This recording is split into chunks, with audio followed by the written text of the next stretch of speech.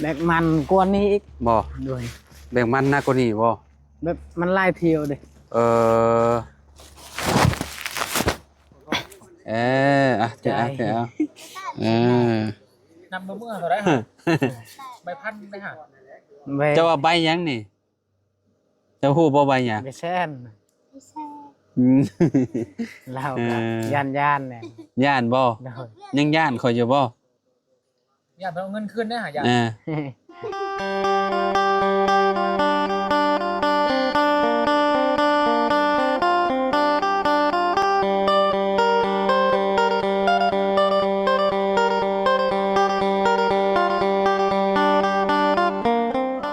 กราบสบายดีสวัสดี FC เบิร์ดสุขูสุคนเนาะบ่ว่าสิอยู่ในและก็ต่างประเทศพี่น้องมาพบมาพอกันกับเฮาคือเก่าคือเดิมพี่น้องเนาะเพิ่มเติมคือเฮา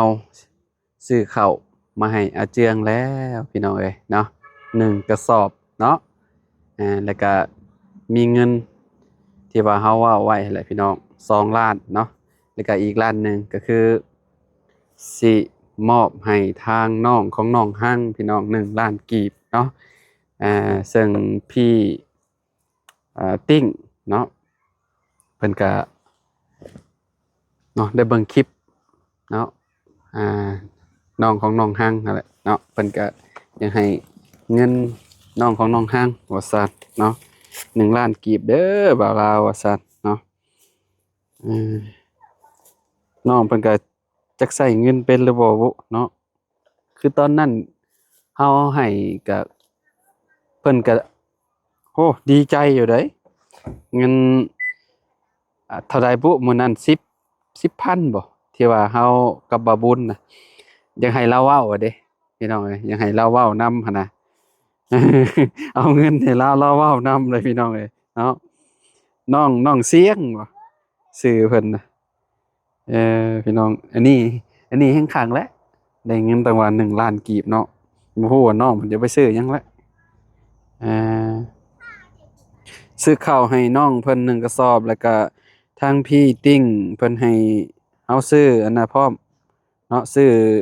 ปลาแดกกับเป็งนัวให้น้องอาเจืองเฮาก็เลยซื้อมาให้เพิ่นซองเลยปลาแดกก็ได้แล้วก็อันน่ะเป็งนัวก็2ถุงใหญ่พอดีขึ้นบ้านใหม่เพิ่นพอดีเลยแหละเอาใส่อาหารการกินเนาะพวกเป็งนอกเป็งนัวพี่น้องเอ้ยให้เฮาเติมน้ำมันอีก1ล้านกีบพี่น้องเอ้ยเนาะโอ้เงินที่เหลือเพิ่นว่าให้ซื้อขนมแจกเด็กน้อยเอาก็สิเอาไว้ซื้ออันน่ะขนมแจกเด็กน้อยเนาะข้างทุ่งข้างทางนั่นแหละพี่น้องเนาะเวลาเฮาขี่รถผ่านไปผ่านมาเนาะเวลากระเจ้ามาแต่เวียกแต่งานก็พอดีเลยเนาะจักมื้อสิชวนบ่บุญสารวัตรเพิ่นเลาะไปทางนั้น เลาะไปทางเขตเมืองนองนะช่วงนี้ก็เจ้าทอนมันหลายเด้ช่วงนี้พี่น้องเนาะเอาก่อนอื่นก็ต้องขอขอบคุณเนาะทางอ้าย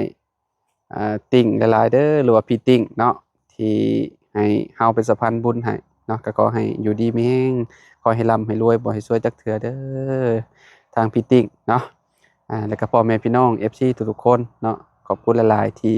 เป็นกำลังใจให้เนาะตอนนี้ก็เดี๋ยวเข้าไปหาน้องเพิ่นก่อนพี่น้องเนาะมอบให้ทางอาเจืองแล้วนี่ก็ยังมีอีกได้พี่น้องเอ้ยเนาะอีกคนหนึงเนาะจะเป็นไผไปเบิ่งนำกันเข้าซองกระสอบพี่น้องเอ้ยโอเคพี่น้องเอ้ยเนาะพี่ทางนี้พี่บาดนี้เนาะทางบาบุญสารวัตร3กระสอบเลย เอาเผาได้ป่ะ กระสอบหนึงของน้องอาเจืองการบ่การ แม่นเป้งนัวกับอันนั้นขาดไม่ได้ตัวนี้เนาะขาดบ่ได้ได้เป้งนัวกับปลาแดกพี่น้องเอ้ยเนาะพอดีแล้วปรุงอาหารการกินเนาะขาดแต่หมักพริกแหละเดี๋ยวฮอดมื้อมันก็ไปซื้อเอาบ่ยากดอกพี่น้องเอ้ยทำไมเนาะแม่นซำนี้โดยเนาะน้องเพิ่นอยู่บ่นาทีอยู่เนาะพูดดิเนาะใส่เฮ็ดหยังเพิ่นเฮ็ดหยังน่ะบ่าวบุญเห็นอนามัยคุมโบมอยู่โอ้อนามัยคุมบ่มอยู่เนาะ คือว่าบ่สบายอีกน้องหางบ่เป็นไดใครแน่แล้วบ่ ใช่แล้ว สบายดีเด้อน้องเด้อ สบาย เอ ดี พี่น้องเอ้ยเนาะปวดหัวบ่น้อง เอายาให้กินนี่สิบ่แพ้คนน้อยในท้องบ่ฮะย่านแพ้ยาได้กินยาตัวทีบเนาะบ่กล้าเอาให้กินได้พี่น้องเอ้ยจริงๆข่อยมีอยู่ยาไอ้แก้ปวดลดไข้นะเป็นพวกซาร่าเป็นมีอยู่อันเพิ่นเขียนไว้ฮะพี่ทางน้องเนาะสบายดีน้อง สบายดีเด้อ ใครเนี่ยกับบ่กินก็ได้เนาะเห็นจะน้อยก็เศร้าแล้วอืมขออนุญาตเนี่ยน้อยหนึงเนาะขุดแล้วเรียบร้อยอันน่ะเนาะ โดยแล้วแล้ว มีแต่รอเพิ่นมาติดตั้งให้เนาะ โดย แล้วแต่โดนเติบแล้วบ่ โดยฮะโดยดนแล้ว เออ ทีมงานไอกลับแล้วเลย โอ้จุมข่อยออกจากนี่โดย แล้วก็เจ้าขุดไปเรื่อยๆก็แล้ว โดย เพราะว่าจุมข่อยเข้ามาช่วงประมาณ 10:00 นเนาะ โดย 10:00 นน้องเพิ่นก็ขุดต่อพี่น้องมาแจ้งข่าวดีแล้วหั่นแหละเนาะ โดย อ่าก็คือมื้อใดสิเดินทางค่ะ ไป ไปเบิ่งหมูเบิ่งหยังนะ มื้ออื่นแหละว่าสิ มื้ออื่นเนาะ โดย พอดีแหละอ้ายมอบเงินให้เจ้าไว้เลยเด้อ โดย พี่น้องเอ้ยเนาะมื้ออื่นเดินทางไปผู้เดียวบ่หรือว่าเมียก็ไปนำ เบาเพิ่งแล้วก็เมีย บ่เพิ่นก็สิไป โดย โอ้คนทางเป็นจังได๋น่ะ ก็ยากคือกันทาง ยามนี้ได้ โดย บ่ว่ายามนี้ก็เจ้าย ากแต่ว่ามันไข้เนี่ยยาม อืม เข้า มัน แปล เป็นยามอันนี้เนาะ โดย ยามแรงเนาะ โดย แต่ว่าขี้ฝุ่นนี่ตลบเลยบ่ ขี้ฝุ่นและ อ๋อรถใหญ่ผ่านมาเนี่ยบ่ได้เว้าติ รถใหญ่ก็ไปบ่ได้แหละมีแต่รถอันนั้น ว่าร ถ รถใหญ่นี่เจ้าบ่ได้ขับผ่านบ่หรือว่าจัง มี ได๋ แต่รถอันนั้นไป รถแบบใด รถยีน รถแกมันน่ะ โดย รถชุงๆหาได้ โดยรถยีนหั่นเด้ แต่ว่ารถคือบ่บุญนี่ไปบ่ได้บ่ ยานบ่ได้เลย หนทางมันเป็นแบบใดมันน้อยบ่หรือว่าแนวใด มันใหญ่คือกันแต่ว่ามันคุมลาย คุมหลาย โดย คุมเลิกซำได้คือว่ารถใหญ่ซำนี้ไปบ่ได้ ไปมาแล้วก็ไปฮอดบ้านละกึมหั่นรถใหญ่ไปได้อยู่รถอันนี้ได้ อืม ไปแว่ขึ้นทางบ้านลาวนี่ก็โอ๊ยบ่ได้เลย อ่า มันยาก ยากแฮงขนาด โดย พี่น้อง แต่ว่าไปคาบ้านละกึมนี่ได้อยู่ ยามพ้นนี่แฮงชุดโหดรถขนาดรถโฟยังไปบ่ได้เลยติ โดยยามพลโดยยอมและยามพล ขับโฟวินก็ยังบ่ได้เลย โดย โอ้ถือว่าโหดสุดๆเลยเนาะ โดย อืมเนาะก็พอดีแหละเนาะพี่น้องซื้อข้าวมาแล้วก็ โดย เนาะทางที่ทางยังเพิ่นกับมาแล้วว่าเจ้าของเพิ่นอยู่บ่มื้อนี้เจ้าของที่ที่ว่าสิขายให้ ยั เจ้าง ยังบ่เห็นมื ยังบ่เห็นบ่ โดย เพิ่นไปทางไหนเด้เนาะ จักเราไปใส่ ไปเศร้า ทีมงานว่าสิพากันถามและถามเรื่องที่เรื่องทางวัดที่ดุงที่ดินและซื้อและพี่น้องเนาะเพราะว่าสิฮอดมื้อน่ะเด้ก็รับโชคเลยเนาะ โดย รับโชคดินพร้อมแล้วก็ขึ้นเฮือนพร้อมเนาะ โดย จังคักพี่น้องเอ้ย มี เนาะ แต่ถามเมีย ตอนแรงๆพุ่นแหล้วเรามาเนาะ โดยถามเมียเราฮู้ว่าเราไปใส่ ที่ยังน่ะได้ โดยโทรหาเราก็เมื่อ อืม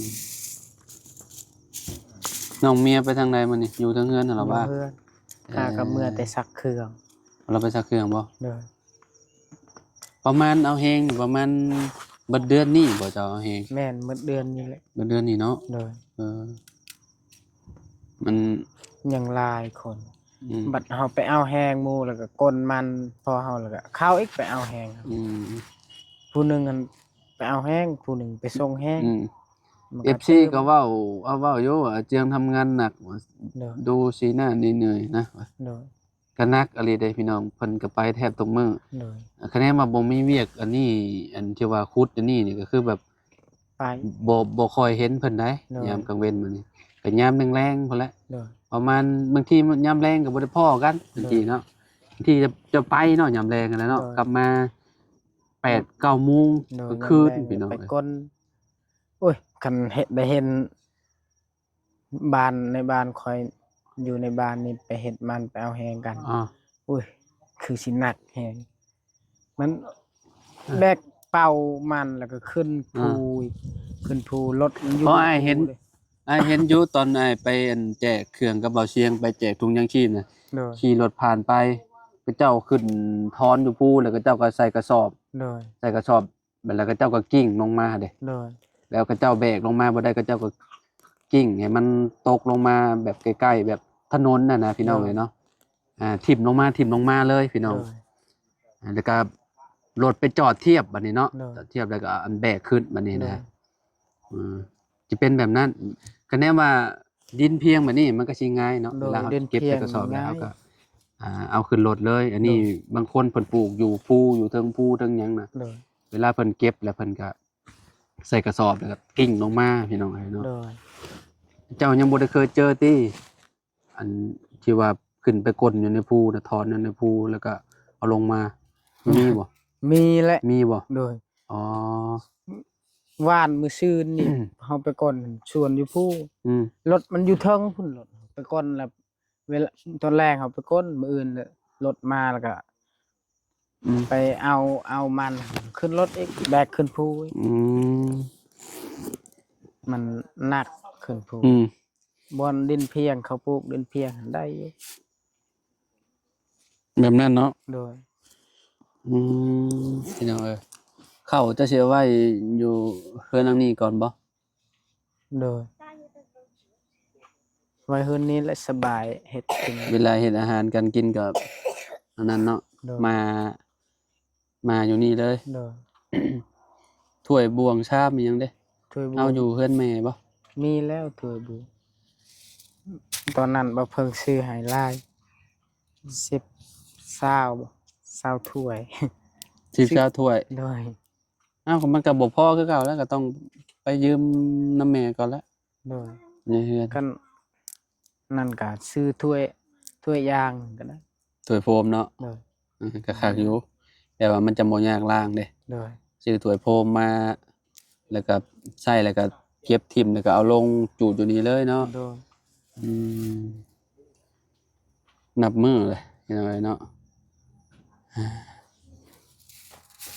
เสื้อลายนี่ได้มาแต่ใช้นี่ เวียดซื้อให้ตอนนั้น ฮะ ตอนแกกล้วยเวียดก็ซื้อให้ เบียดซื้อให้บ่ โดยซื้อจักมันซื้อจักมันเอาของเก่าจักแล้วแบบแต่ก่อนนั้นมันขาดมันแหละเป็นเฮาหาก็หยิบไหม เออเจะยิบสติงใหม่บ่ โดย อืม ตัวนี้บ่มีอยู่แต่ว่าเฮามักเสื้อแบบนี้ เจ้าหมักบ่เจ้าหมักใส่เห็นเจ้าใส่ตลอดเนาะเสื้อ โด นี่ ย เนาะ มักและเสื้อแบบนี้ อืมเจ้าว่าอยากเป็นทหารมาจาก บ่ ในใจอยากสมมุติว่าเรียนสูงๆอยากเป็นหยัง เป็นทหารแหละ เจ้าอะไร โดย ว่าแล้วเป็นทหารโอ้คักเลยป้องกันชาติเนาะ โดย พี่น้องเอ้ยสุดยอดแล้วไปจ้ะไปยกเข้า โดย พุ่นแหละอยู่รถพุ่นเนาะพี่น้องเอ้ยให้เจียงยกเข้าก่อนไว้อยู่ที่50 โล ไว้อยู่ ได้อยู่เนาะ โดย ถอยรถมาอยู่ใกล้ๆเลยพี่น้องเนาะใครแต่ว่าบุญเรา ยี่ ถอย จิ มา คุ พี่ น่ะ หนทางมันก็เข้ามาได้เนี่ยพี่น้องเอ้ยเนาะอันนี้ขอสิถือให้เออ ไหวอยู่บ่ ไหวป่ะ ไหวหรือบ่ไหวบ่ไหว2 คนก็ได้ บ่ไหว 50 โลได้ ไหวอยู่เฮาแบกมันกว่านี้อีก บ่ โดย แบ่งมันหนักกว่านี้บ่ แบบมันหลายเที่ยวเด้ กล้ามบ่ได้เว้าแล้วกระเจืองนี่อ๋อแบบแบ่งมันนี่เฮาแบกตลอดเนาะ โดย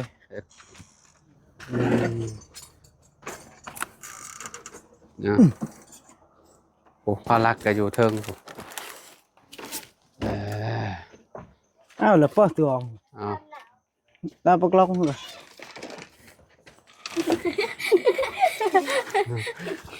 เอาลงหันเลย เออระวังกระเป๋า ปู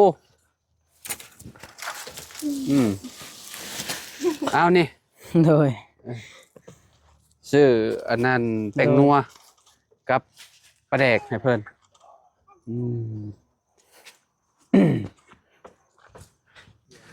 พี่น้องเนาะหลังจากที่ยกเข่ายกยังแล้วแหละเนาะลงมาข้างล่างเด้อน้องเชียงเนาะให้เรานั่งอยู่นี่ก็ได้เนาะอยู่ใกล้กันบ่ได้ที่อัน ได้ พี่อ้ายกับน้องเมีย ได้อยู่ ได้อยู่เนาะ พี่น้องเชียงตะกู กูไหน มาตะกูนี่นั่งลงสบายดีปะลุงเนี่ย โดยสบายดีเพิ่นเด้อพี่น้องเด้อเนาะมื้อนี้น้ำบ่าวสิเอาเงินให้เจ้า โดย 1 ล้านกีบ เด้อ 1 ล้านกีบ เจ้าสิเอาไปเฮ็ดหยังเงิน1 ล้านกีบ เราอยากได้โทรศัพท์เท่านั้น ฮะ ไปเอาล้านว่าอยากได้โทรศัพท์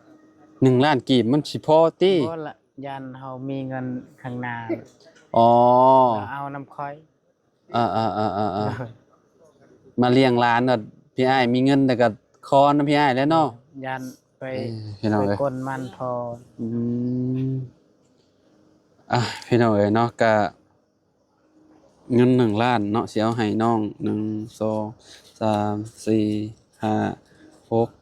7 8นับเบิ่งใหม่ก่อน1 2 3 4 5 6 7 8 9 10 1 ล้านกีบเวลาหับเงินเนี่ยขอบใจบัดนี้เด้อ โดย จะน้องเอ้ยเนาะเงินก็เป็นเงินของพี่ติ้งนั่นแหละ โดย เนาะที่ว่าอ้ายมา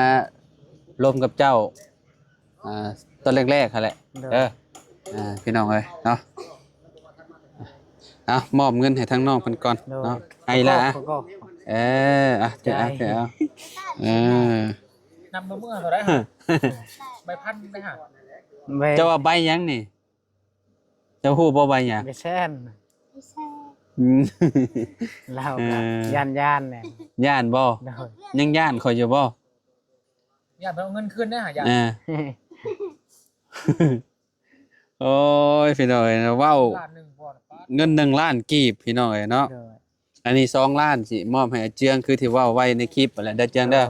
เจ้าว่าเจ้าสิไปเบิ่งหมูมื้ออื่นบ่ โดย โอ้สิไปกับเคยล่ะ โดย เคยล่ะสิไปนำบ่ โดย โอ้น้อง2 ล้านเด้อน้องเจืองเด้อ ขอบใจ เนาะ หลายเด้อ โดยเนาะ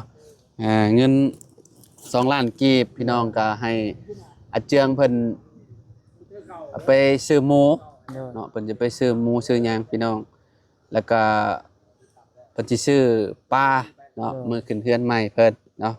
เงิน1 ล้านนี่ก็สิได้หลายโลอยู่ได้เนาะ โดย เพราะว่าถ้าโล60นี่ก็ได้หลายโลพอสมควรอยู่คือสิพอกันกินอยู่เนาะเจ้าเนาะ โดย บัดนี้ก็มีแต่สิให้น้องอันเจืองเนาะขอบคุณทางพี่ติ้งบัดนี้เด้อเจืองเด้อ โดย เพิ่นก็เป็นคนจังหวัดบึงกาฬตอนนี้เพิ่นเฮ็ดงานอยู่กรุงเทพเด้อน้องเนาะอวยพรอวยไส้ให้ทาง โดย พี่เพิ่น ขอบ เด้อ ใจทางพี่ติ้งเนี่ยเด้อที่มาให้ ขนมมื้อนี่ล่ะ เงินก็ เออ สำหรับเงิน2 ล้านแล้วก็ให้น้องเมีย1 ล้านกีบก็ขอถือว่าขอขอบใจหลายๆทางพี่ติ้งหลายๆเด้อขอให้พี่ติ้งอยู่ดีมีแฮงอยู่พังใดจังหวัดใดก็ขอให้อยู่ดีมีแฮงมีแต่ความปลอดภัยความจงเจริญเด้อขอให้อยู่เย็นเป็นสุขสุขกายสบายใจนอนหลับขอให้ได้เงินหมื่นตื่นมาขอให้ได้เงินแสนเด้อสาธุ โดยเนาะจังได๋ก็ขอบคุณเนาะ โดยแล้วก็ขอบใจทางเบาลาวนำเด้อที่มาสะพานบุญให้ทางพี่ติ้งแล้วก็ FC เบิดทุกคนคือว่าแล้วก็ทีมงานก็ขอขอบใจหลายๆเด้อขอให้อยู่ดีมีแรงอยู่เย็นเป็นสุขเด้อไปทางใดมาทางใดก็ขอให้มีแต่ความปลอดภัยเด้อสาธุ โดยสุดท้ายนี่ก็ต้องขอขอบคุณเนาะทางพี่ติ้งเนาะเพิ่นก็เป็นคนจังหวัดบึงกาฬเด้อเนาะตอนนี้เพิ่นเฮ็ดงานอยู่ทางกรุงเทพเนาะจังได๋ก็ ขอบคุณหลายๆก็ขอให้เจ้าเนาะอยู่ดีมีแห้งความเจ็บบ่ให้ได้ความไข้บ่ให้มีปรารถนาจริงใดก็ขอให้ได้สิ่งนั้นเด้อพี่เด้อเนาะนอนหลับให้ได้เงินหมื่นนอนตื่นให้ได้เงินแสนบ่ว่าพี่สิเฮ็ดธุรกิจหยังค้าขายหยังก็ขอให้เจริญในหน้าที่การงานตลอดปีและตลอดไปเด้อเนาะสาธุเนาะอีหล่าขอบคุณเพิ่นดูเอา ขอบใจทาง พี่ติ้ง แม่เด้อ ว้าวขอบใจพี่ติ้ง ขอบใจพี่ติ้งแม่เด้อที่ หลายๆเด้อ ให้น้องลบเงินสำหรับ1ล้านกีบ โอเคเอาขอบคุณหลายๆเด้อขอบคุณ FC ทุกๆคนเนาะสำหรับคลิปนี้เฮากับน้องอาเจืองแล้วก็น้องอาเชียงเนาะขอโตวแล้วพี่น้องพอกันใหม่สบายดีเด้อพี่น้องเด้อ